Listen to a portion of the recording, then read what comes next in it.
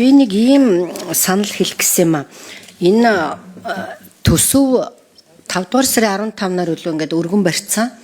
Гэтэл миний энэ 37 гишүүний хамт өргөн барьсан хүний эрхийн үндэсний комиссийн тухай нэмэлт өөрчлөлт оруулах тухай хууль бол батлагдаагүй байсан учраас тэрнтэй холбоотой төсөв энэ 27 оны төсөвт суугаагүй байсан. Тэгэхээр одоо бид нэр сая төсвийн биш энэ хуулийг батлаад энэ 7 хоногт эцсийн хэлцүүлэг нь орчин. Тэгээ хууль батлах үед бол маш олон гишүүд хэлсэн. Энд чи одоо тэгээ төсөв мөнгөний батлаарай. Тэгэхгүй бол тэгээ сүүлд нь хоёрын хооронд ингээд юм хийх вэ гэд. Тэгэхээр би энэ дээр байнгын хорон дарга танд нэг албан бичиг бичсэн байгаа. Түрүүн бас их хурлын даргад хэлсэн юу вэ гэхээр энэ хууль батлагдсантай холбогдуулж 27 оны төсөвт энэ эрүүдэн шүүхээс урьдчилан сэргийлэх үндэсний ажиллагааны төсвийг одоо тодорхой нэмж өгөөч гэд. Тэгээ энэ ингээд нийлээл нарийн тооцоо гаргаж үзлээ.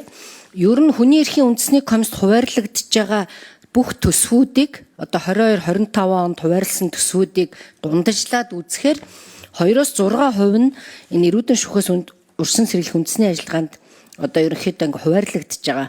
Одоо 25 онд 7 хүн байсан бол одоо 26 онд нэг 9 хүн ч гэдэг юм уу.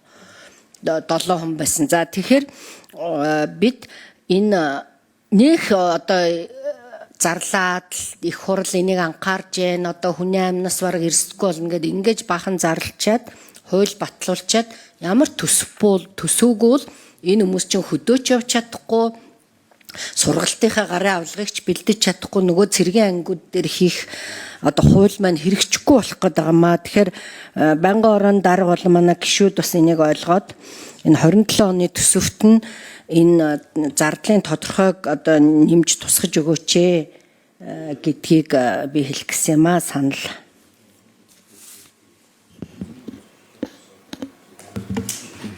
За одон туяа гишүүнээс энэ албан тоот ирсэн байгаа 2026 оны 6 дугаар сарын 23-ны өдөр улсын их хурл 03-75-07 гэсэн ийм тоот ирсэн байгаа. Тэгэд энэ одон туяа гишүүний энэ чиглэлийн ерөн санаачлагыг би өөрөө эхнээсээ дэмжиж явж исэн. Тэгэд мэдээж хэрэг энэ ажил хийхлээр нэг ажил хийхэд дагаал дараагийн асуудал гарч идэг. Энэ яхааргүй өөрөө ингээл аливаа хийж байгаа ажлын логик.